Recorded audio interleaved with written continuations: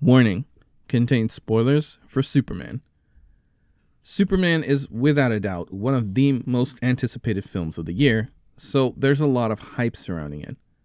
I've been looking forward to it since it was announced and was quite excited to see it. I went to see it this Friday and I was disappointed. As I said, there's a lot of hype around this film, making it easy for expectations to be set far too high.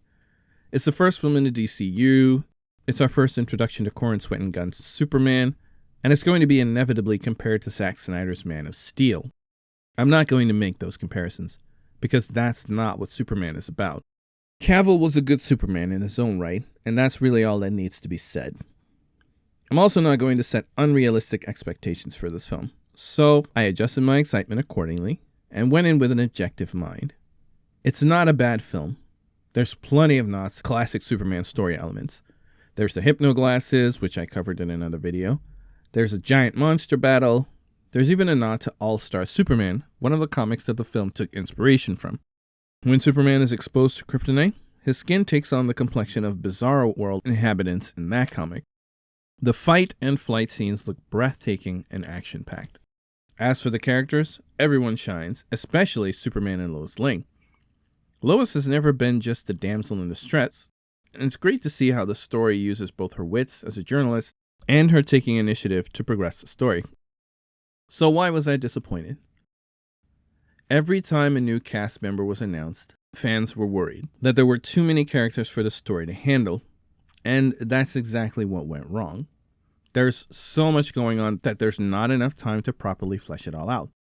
Mr. Terrific is shown to be a very intelligent and capable superhero, but he's not just smart. In the comics, he's said to be one of the smartest people on the planet. The movie never gets a chance to address this. There's a prison scene with Metamorpho and a son that's also wrapped up pretty quick. How did Lex get a hold of them? How long have they been there? Instead of spending more time on plotting an escape, the film just kind of gets it over with because the story's got to get moving. The Kents are part of the film's heart. There's a moving scene with Pa Kent, but it immediately transitions into the next scene because the story needs to get going. The finale consists of the heroes having to close Lex's dimensional rift, Superman surviving the Engineer and Ultraman, dealing with the Ultraman reveal, stopping the war between two countries, while also exposing and capturing Lex.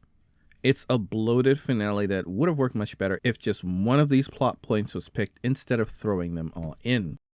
The Ultraman reveal felt like when Doomsday showed up at the end of Batman v Superman. You can't just introduce a clone of Superman and then wrap that up within 10 minutes. I mean, the Superman animated series spent a whole episode on how Bizarro was created and how Superman had to come to terms with his very existence. The movie would have worked better if just a few things were more fleshed out.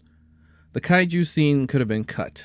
The pocket dimension was cool as a covert tool for Lex and didn't need to be turned into a threat. I like that this isn't an origin story, but the story is written in such a way that it feels like pieces are missing. Like there was supposed to be a movie before this that would have introduced us to the characters so that this time around, we've got a better connection to them.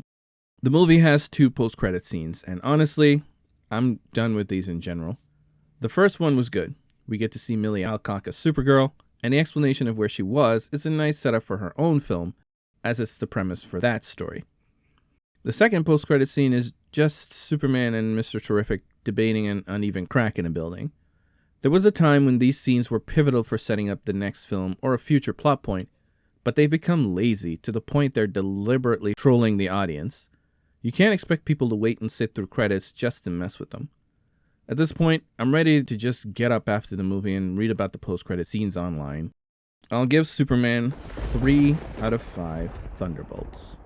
It's got the potential to soar, but doesn't quite get off the ground. Thanks for watching. Please subscribe.